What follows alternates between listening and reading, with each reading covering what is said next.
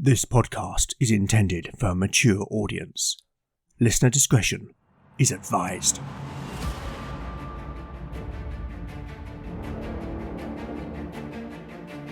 Welcome back to Legend of the Bones. Following in the footsteps of giants, Legend of the Bones is a chimera. A mix of old-school tabletop RPG and dark fantasy storytelling.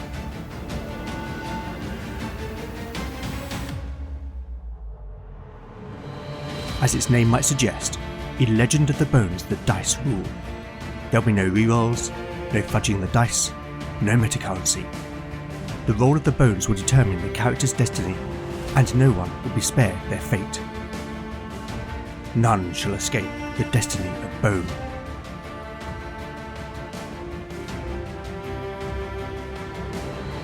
Last time on Legend of the Bones. In a flashback, we heard that Reynard, the leader of the Brethren of the Purifying Light, had visited Innis Gwyn, where he met with Abbot Wiglaf and fellow brethren Adric. We learned that Adric had been sent as an emissary to Kerudu to obtain the knowledge that Nedra possessed about the keepers of the Five Jewels. Adric had offered the Serpent Queen a gift in the form of a young woman. In return, Adric was permitted to take an ink rubbing of the gold disc, on whose reverse were inscribed the names of the original keepers of the jewels. Wiglaf in turn had used this knowledge to research the line of keepers until he discovered their last known locations. Back in the present, the companions set sail once again aboard the Uberdrache, heading back towards Innis Gwyn to bring the gold disc recovered from Kerudu to Abbot Wiglaf. En route, the companions spotted another longship flying the Colwyn banner, and as the ships closed in on each other, they saw that it carried a familiar passenger, Brannock, the Reeve of Halstone. Brannock boarded the Uberdrache from the other ship, known as the Eremor. He explained that he was also travelling to Innis Gwyn, for Lady Colwyn had become ill, falling into a sleep from which she could not be awoken. There he would seek the help of the monk and his former comrade-in-arms, Cadfael. The companions relayed their trials to Brannock, who was saddened to hear of Kyr's death. Later, as the two ships continued towards the Blessed Isle, Jenna, the woman the companions had rescued from Kerudu, opened up to Lena. She recounted that she had been a novitiate of the Nine at the temple in Port Cullen, and had been deceived by Reynard and Adric into going to Kerudu, in the belief that she would perform missionary work. Then, as Innis Gwyn came into view, Jenna revealed that she had been to the Blessed Isle with Adric, and that he and Wiglaf were in fact friends.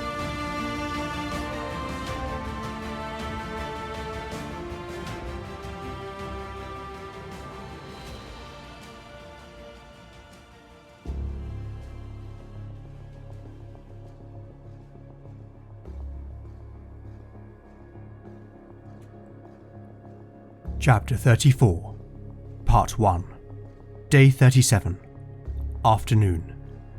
Party status: Beric, 28 out of 28 hit points. Lena, 20 out of 20 hit points. Valen, 15 out of 15 hit points. Talion, 21 out of 21 hit points. Knut, 23 out of 24 hit points.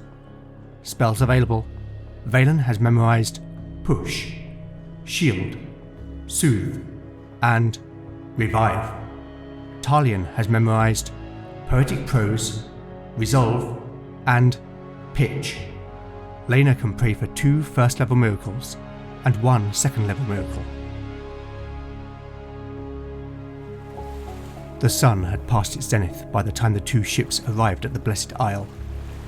The tide was out, exposing the mile-long causeway that twice a day connected Innis Gwyn to the mainland, but the shallow draft of the longship design meant the two vessels were untroubled, gracefully beaching themselves upon the island's sandy shore. A rope ladder was thrown over the Uberdrache's side, and after Knut had left Ravin in command, the companions, along with Jenna, climbed down onto the sand, as Brannock did likewise from the Eremor. The company proceeded up past sandy dunes, where clumps of long grass swayed in the fresh sea breeze, until they came to a track leading up from the causeway. They followed the path through pasture on either side, where which sheep grazed, the ewes being pestered for milk by the spring lambs. At the pasture's boundary was a small stream, where a dark-haired monk with an aquiline nose was cutting back the hemlock with a scythe. He looked up from his labour, clearly a little surprised by the presence of an armed group, and stared at them as they passed by.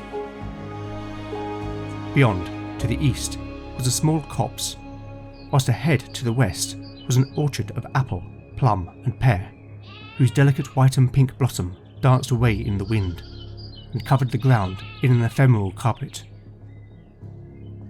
The track's incline became steeper as it led up the hill upon which the monastery stood, and soon pasture and orchards gave way to herb gardens and an apiary from which hundreds of honeybees went about their work.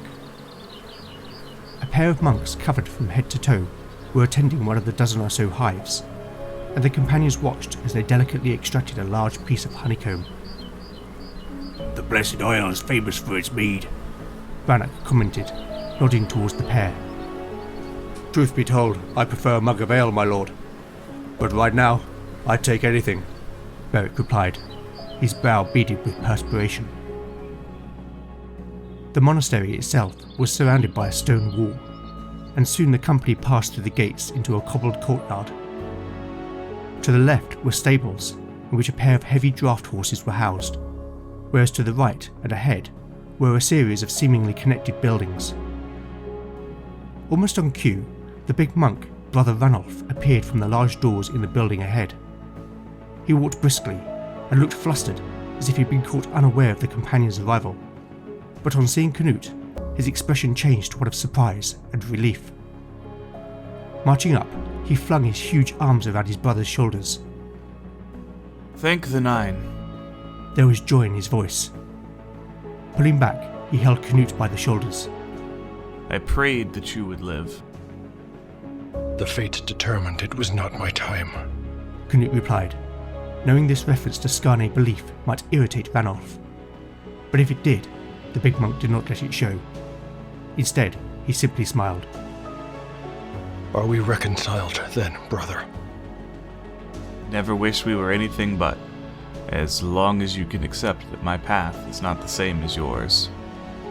Canute nodded. That I can do."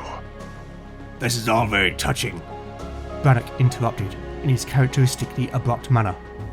"but these folks have business with the abbot, and I with Brother Catfoil." The monk had seemingly not noticed Brannock up until this point, and was clearly surprised by the reeve's presence. "My Lord Brannock, it has been a long time." "So it has," Brannock replied. "and I still remember how many men I lost on your blade." Ranulf looked uncomfortable. "That was a different life, my lord." "Oi, for Catfile also. But time is short, and our needs are great." The reeve concluded. "Very well. Follow me."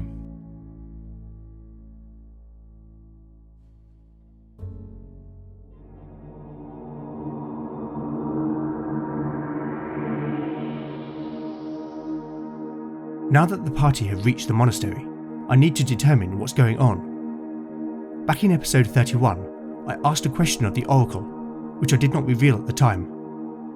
I asked if Abbot Wiglaf was a member of the Brethren of the Purifying Light, and the result was a 6, a yes and. I interpreted that as Wiglaf being close to their leader, Reynard of Harburg, and as being instrumental in the Brethren sending an emissary to Kerudu. I also asked the Oracle if Jenna was a member of the Brethren, the answer to which was a straight no, and this sparked the idea that she was some kind of collateral in the Brethren's attempt to obtain the Serpent Queen's knowledge, and also that the endeavour would in some way be linked to the mission he'd given to the party. I determined that when Wiglaf saw the rubbing of the gold disc and heard of its existence, that his greed should desire him to possess it. Now, in episode 33, we learned that the Brethren had manipulated Wiglaf's ascension to Abbot through blackmail, bribery and even murder. But I wonder how many of the monks genuinely support him. I'm going to roll a simple percentage die. That should suffice. 20%. Okay, so 16 of the 80 monks are Wiglaf's staunch supporters. This suggests that there is significant tension at the monastery. Next, is Ranulf one of those supporters? A 2. That's a straight no. Okay, so given the tension at the monastery, has Wiglaf taken any other action to assert his authority and quell dissent? A 3. That's a no but. So has something else happened at the monastery? A 6. That's a yes and. Right then, let's get back to the story.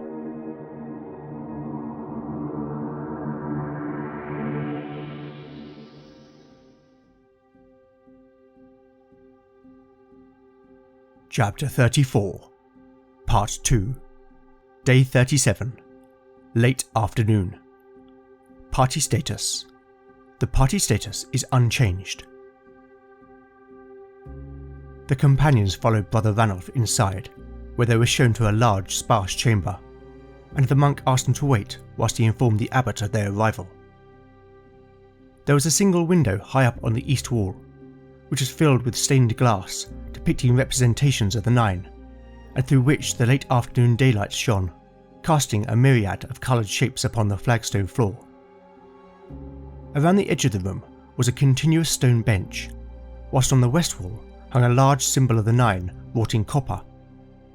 Upon entering, both Lena and Jenna faced the symbol and made the ritual blessing by touching their foreheads, then their lips, before placing their hands over their hearts, and then the companions seated themselves upon the bench.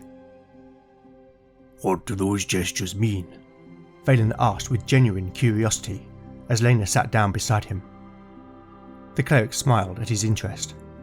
It is called the Trinity of Devotion, she explained. It is a vow.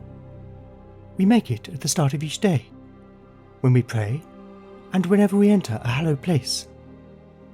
We touch our foreheads to promise that the Nine are in our thoughts and deeds, our lips that our words will ever speak their truth, and our hearts as affirmation of our faith. I see, Valen said, showing his understanding, but then shifted uncomfortably, looking troubled. What is it? Lena asked. I fear I should not be here, the mage replied. I am a heathen, am I not? Lena smiled at this. Yes, you are, she said playfully. And I am a heretic for loving you. At that moment, the door opened and Brother Cadfael entered. He looked more drawn than when the companions had first met him, as if he carried some great weight upon his shoulders. Welcome, he announced jovially, despite his appearance, and immediately went to Brannock, offering the reeve an outstretched arm. Brannock.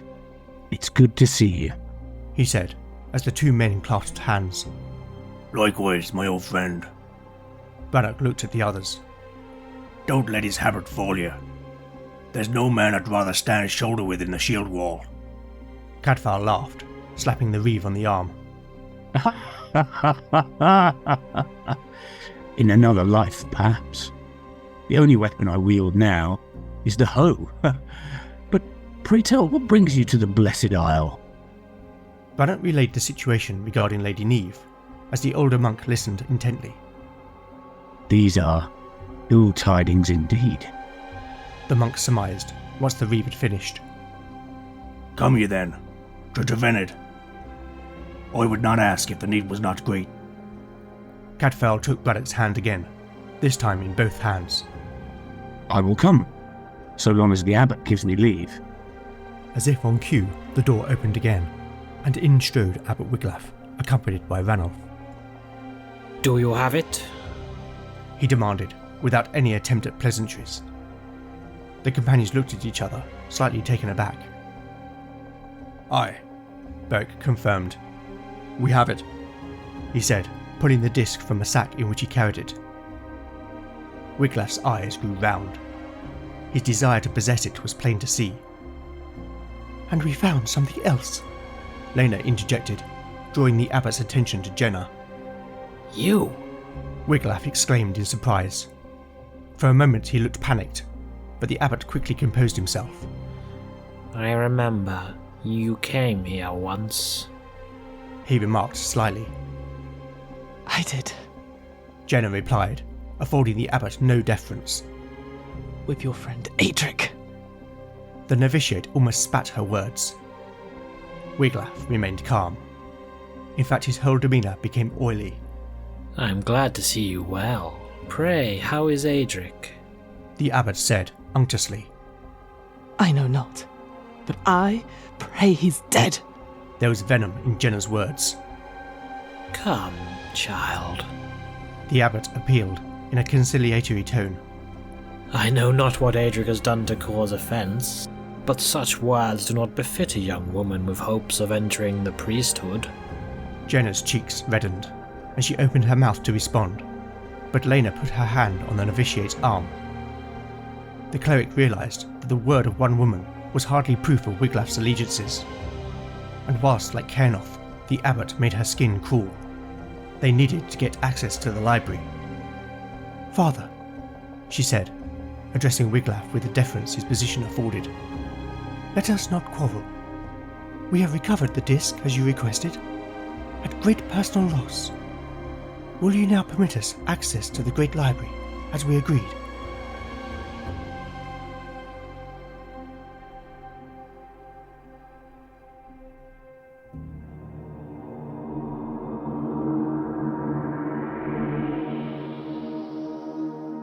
Wiglaf is torn here. On the one hand, knowing the dangers of Kerodu, he never expected the companions to return. Now that they have, he greatly desires to possess the disc. On the other hand, his allegiance to the Brethren of the Purifying Light means that his duty is to hinder their progress. I am going to make a wisdom check for the abbot. If he succeeds, he will renege on their agreement and refuse access to the library. If he fails, his greed will get the better of him. Wiglaf will need to roll equal or less than his wisdom of 15. Here is the roll. An 18. Well, that is a surprise.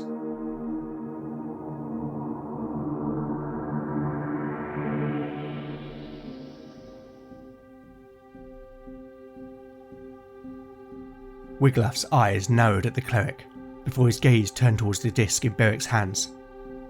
The coloured light from the window glinted off the burnished gold, further illuminating the chamber. The abbot involuntarily licked his lips. Very well, he replied, not taking his eyes from the object of his desire. You may access the library. Then turning back to Lena, he added, But only you. I cannot allow the heathens to do so. A sardonic smile spread upon the abbot's lips. They must remain beyond the monastery's walls. Lena looked at the others, who each nodded their assent. Very well. Thank you, Father. The abbot smirked in satisfaction. Good. On the morrow, Brother Ranulph here will escort you to the library and explain the rules of conduct. Wiglaf turned to Ranulph. Take the disc to my chamber, he instructed. Beric handed the disc over to the big monk, who presently left the chamber. Now, Wiglaf said, turning his attention to Brannock. What business does the Reeve of Halstone have at the Blessed Isle?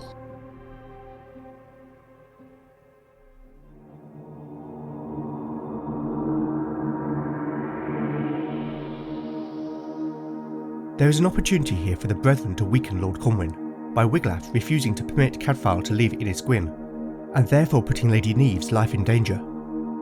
On the other hand, Braddock is a powerful and intimidating man, whom the abbot would probably not wish to displease in person. As this is an act of persuasion on the part of Brannock, I am going to make a charisma check for the Reeve, but I will apply a -4 penalty, meaning that Brannock will need to roll a 9 or less to succeed. A 5. It would seem that Wiglaf does not wish to risk drawing the Reeve's anger. Now Cadfael used to be the monastery's librarian, but as one of Wiglaf's most outspoken critics, the abbot removed him from his position and appointed one of his toadies instead. Cadfael vehemently opposes the abbot's policies and has seen enough to suspect that Wiglaf is corrupt. That, as well as his friendship with Brannock, will mean that he is willing to help the companions. So whilst I'm here behind the screen, I'm going to ask the Oracle whether Cadfael knows anything about the Brethren. A 3. That's a no but. Okay, that but makes me think that perhaps Ranulph overheard or listened in on Wiglaf's conversations with Reynard and Adric, and then told Cadfael. Is that true? 4, that's a yes but. That suggests that Ranulph heard some of the conversations, but not all. So based on that, I think I'm going to make a table of 6 things that Ranulph may have overheard, and roll 3 times. These will be the things that Cadfael might divulge to the companions. Back in a minute. Okay, I'm back. Time to roll on the table. A 1, a 4, and a 5. Alright then, let's get back to the story.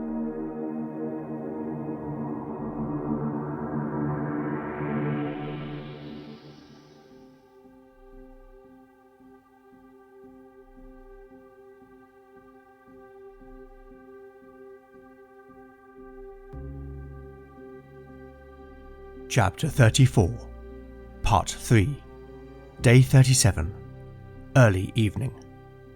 Party status. The party status is unchanged. The companions were pleasantly surprised as they entered the guest house. It was clean and well maintained, despite Cadfael explaining that it had not been occupied for some time.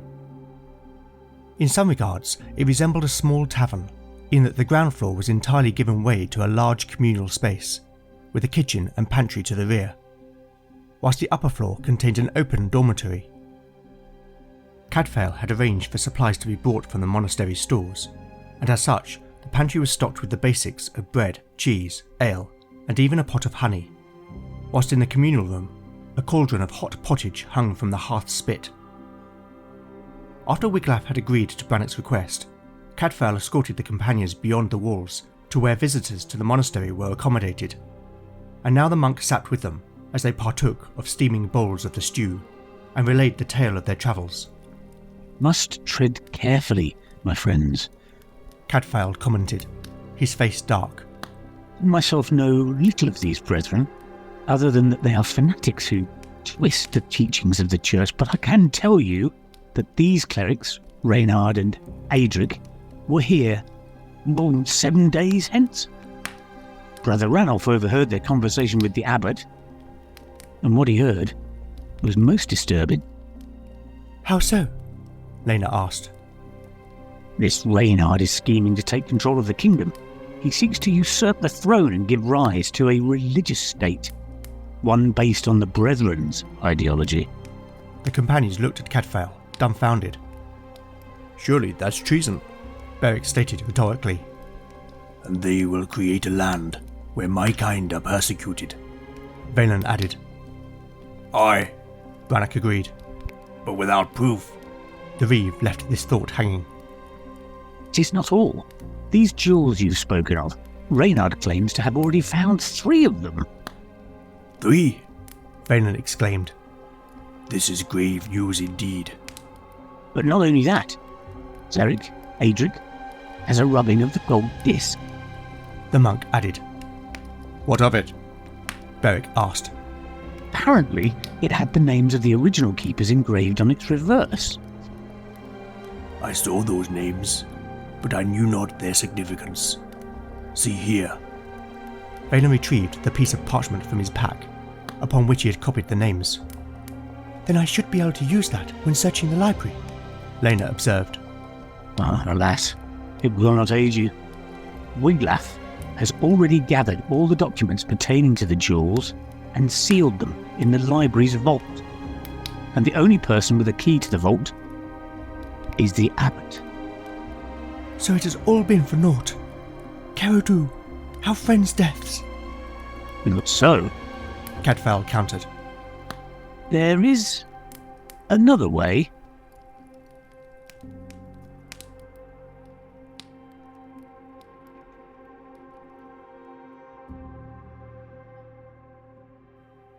Chapter 34, Part 4, Day 37, Night. Party status. The party status is unchanged.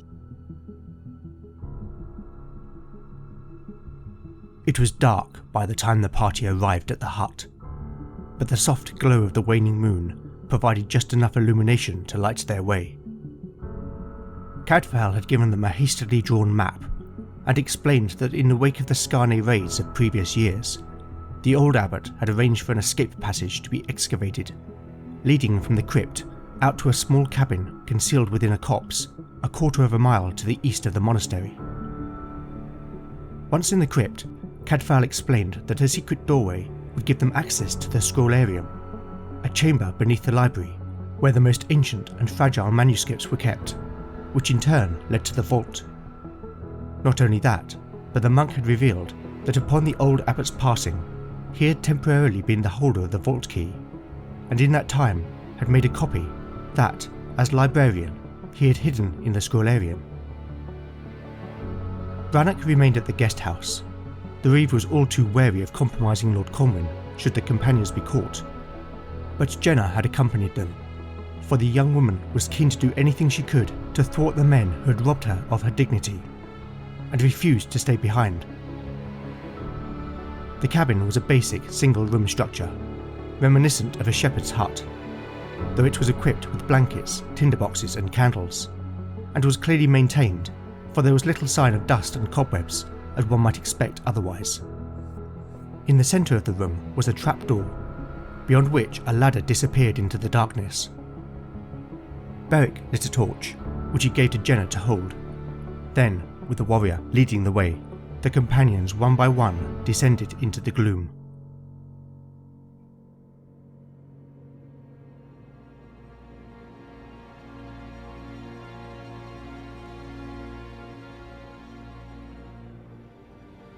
The party found themselves in a tunnel hewn from the rock that was not dissimilar to the construction of a mine.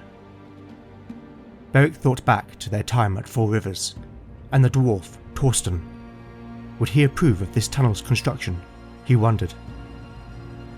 They continued on along the passage, which was wide enough to walk two abreast. Canute walked shoulder to shoulder with Beric.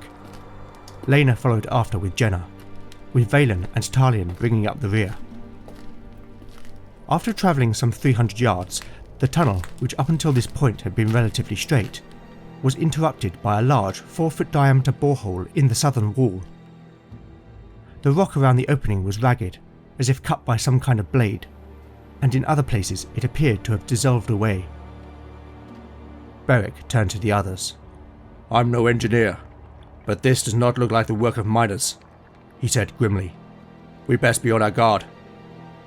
After continuing for another 100 yards, the end of the passage came into view. Cadfael had told them to expect a stone door, which from the crypt would have been hidden from would-be pursuers. But instead, the doorway had been smashed open, and now rock and rubble lay scattered about. The soft glow of torchlight flickered from the walls beyond the opening, and was occasionally broken by the fluttering shadow of something moving in the chamber ahead. The companions readied their weapons, just as a strange chittering sound could be heard. Beric signalled for the others to pause, and the warrior cautiously poked his head through the opening. He stifled a gasp, for there, crawling over a broken sarcophagus, feasting on the rotting corpse within, was a black armoured monstrosity.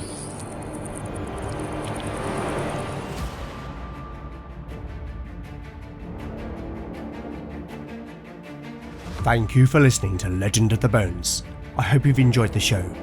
If you like what you've heard, then please do consider giving it a positive review in your podcatcher of choice. Once again, where would I be without my amazing and growing cast of voice actors?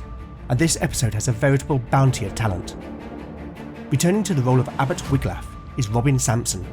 Robin is the creator of his own hybrid solo actual play podcast, Stories from the First Watch. If you like what I do here, then you should definitely check out Robin's show. It's firmly on my list of favourites.